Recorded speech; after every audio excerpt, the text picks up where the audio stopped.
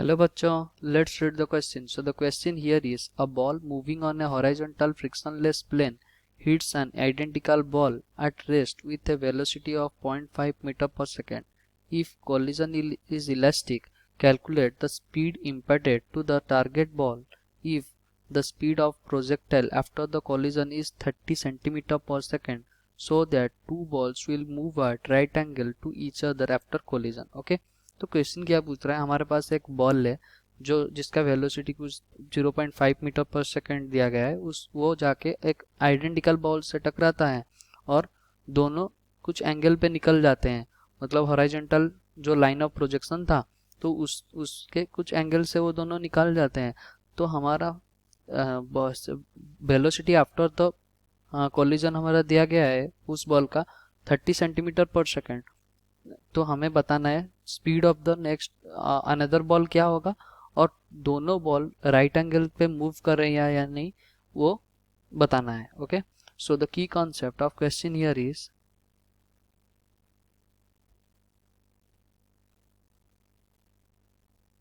it is elastic collision. Okay, the collision is elastic. So हम क्या कर सकते हैं, so we can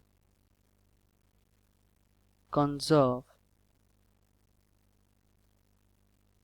energy, मतलब kinetic energy is conserved, kinetic energy. Okay, so we can conserve kinetic energy. Okay, और यहाँ हम क्या करेंगे, यहाँ हम कंजर्वेशन ऑफ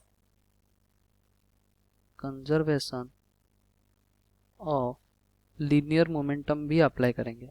लीनियर मोमेंटम भी अप्लाई करेंगे। ओके, तो क्वेश्चन में क्या दिया गया है, हमारे पास मान लो पहले हमारे पास एक ऐसा बॉल था। ओके, एक ऐसा बॉल है जिसका मास m है और ये u वेलोसिटी से मान लो चल रहा है और यहाँ एक अनदर बॉल है, उसको जाके ये बॉल टकराता है और दोनों कैसे निकलते हैं, मान लो ये पहला बॉल हमारा निकल गया, ये वाला बॉल हमारा इस डायरेक्शन में निकल गया। इसका मास कितना है, इसका मास m है, तो इसका मास भी, दोनों का मास m ही है। तो ये कितने में निकला, मान लो ये v1 से निकला और ये वाला बॉल, ये सेकंड वाला बॉल कहाँ मूव किया, इधर मूव किया।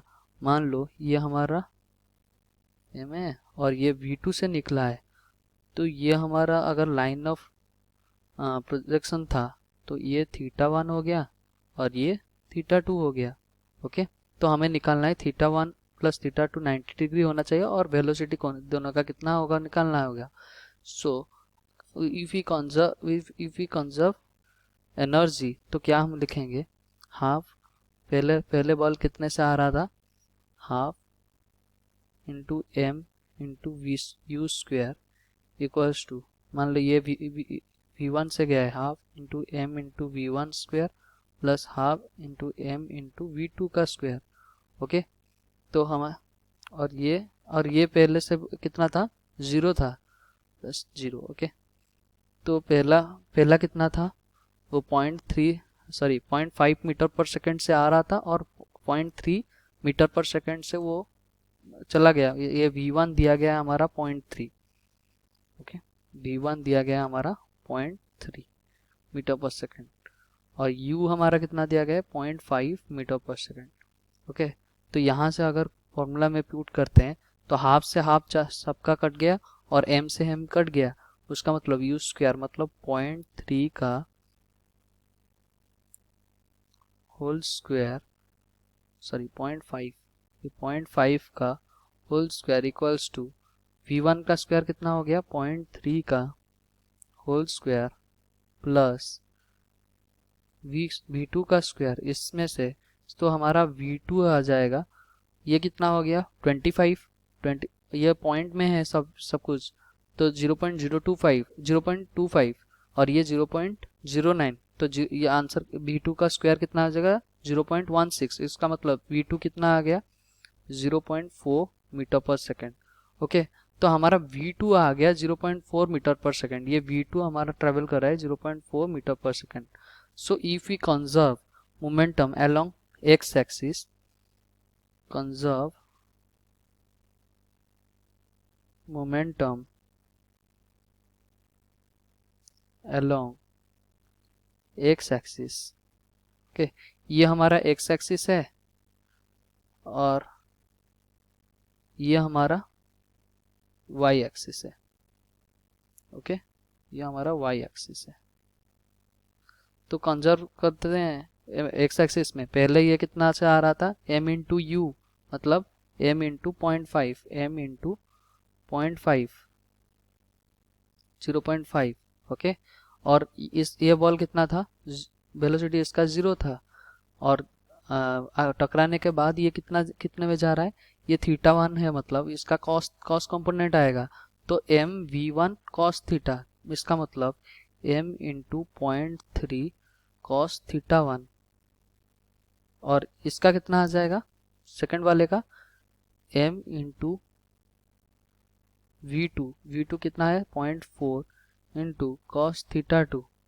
ओके, ये हमारा आ गया कंजर्वेशन अलोंग एक्स एक्सिस। हम करते हैं इसको सिंप्लीफाई करके, अगर लिखेंगे तो हमारा कितना आ जाएगा, 5 equals to 3 cos θ1 plus 4 cos θ2। Okay, तो θ1 3 cos θ1 equals to 5 minus 4 cos θ2। Okay, ये हमारा एक इक्वेशन हो गया, ये हमारा एक इक्वेशन हो गया। सेकंड वाले इक्वेशन के लिए देखते हैं क्या लिखेंगे। तो कंजर्वेशन अलोंग y एक्सिस कर लेते हैं, कंजर्व अलोंग y एक्सिस के अगर कंजर्व करेंगे तो हमारा क्या आ जाएगा, m, ये पहले तो y एक्सिस में दोनों के लिए तो 0 होगा, क्योंकि y में वेलोसिटी कोई भी नहीं है। तो इसका देख लेते हैं, जब टकराने के बाद ये कितना में जा रहा है, θ1 से जा रहा है, उसका मतलब साइन का कंपोनेंट आएगा। तो m v1 साइन θ1, और ये दोनों के इधर अपोजिट हो रहे हैं, उसका मतलब m v1 sine θ1 equals to m v2 sine θ2। Okay, तो अगर हम लिखे इधर m v1 साइन θ1, इसका मतलब पहले तो 0 था, 0 प्लस 0 इक्वल्स टू 0.3, मतलब m into 0.3 sine θ1 plus, sorry minus, ये ऑपोजिट में जा रहा है ना, ये प्लस वाई एक्सिस में जा रहा है, ये नेगेटिव वाई एक्सिस में जा रहा है। ओके, तो ये क्या आ जाएगा, m इंटू 0.4 साइन θ2। ओके, अगर दोनों को इक्वेशन को और थोड़ा सिंप्लीफाई करें तो हमारा क्या आ जाएगा, 3 sine θ1 equals to 4 sine θ2। Okay, ये हमारा हो गया सेकेंड इक्वेशन, ये हमारा हो गया सेकेंड इक्वेशन। ये इक्वेशन क्या है, 2 है, और ये हमारा इक्वेशन 1 है, ये इक्वेशन 1 है। Okay, if we square and add both the equation, squaring and adding both the equation, squaring and adding both equation. Okay, दोनों को स्क्वायर एंड ऐड करने से क्या होगा, हमारा आ जाएगा 9, ये इसमें क्या था 3 साइन θ1, इसका मतलब 9 sine square θ1।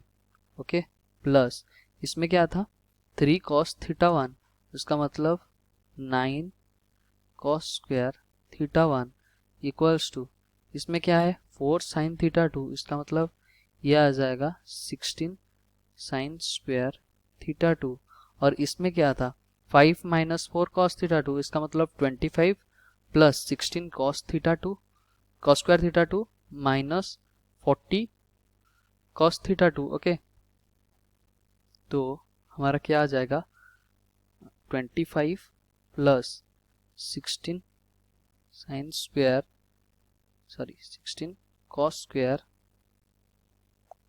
θ2 plus minus 40 cos θ2। Okay, 40 cos theta 2। इसको अगर हम सॉल्व करें तो हमारा 9 साइन स्क्वायर थीटा 1 तो कॉमन ले आते हैं, 9 into sine square theta 1 plus cos square theta 1 equals to 16 को कॉमन लेते हैं, sine square theta 2 plus cos square theta 2 plus 25 minus 40 cos theta 2। तो इधर से आ गया क्या, ये 1 हो गया, ये भी 1 हो गया, उसका मतलब ये पूरा का कंपोनेंट 1 हो गया और ये भी पूरा कंपोनेंट 1 हो गया। तो 9 प्लस 6 9 माइनस 16 कितना हो गया, 9 माइनस 16 हो गया 7 और 7 प्लस 25 हो गया 32। तो 40 cos theta 2 40 cos theta 2 equals to 32। तो cos थीटा 2 हमारा कितना आ गया, cos थीटा 2 हमारा आ गया 32 अपॉन 40। इसका मतलब 32 अपॉन 40 कितना होता है हमारा 4 अपॉन 5 और इसका मतलब थीटा 2 हमारा आ गया 37 डिग्री। तो यहाँ से हम थीटा 1 का वैल्यू भी निकाल पाएंगे, तो इसमें पुट करेंगे। तो अगर ये थीटा 2 37 डिग्री है तो साइन 37 इज 3/5, तो यह हमारा साइन थीटा 1 आ गया, तो थीटा 1 हमारा आ जाएगा 53 डिग्री। तो यहाँ से हमें क्या पता चलता है, theta 1 plus theta 2 equals to 53 plus 37 that is 90 degree. Okay, so hence और क्या पूछा था हमें, two balls will move at right angle after collision. Yes, it moves at right angle after collision. Hope you understood well. Best of luck. Thank you.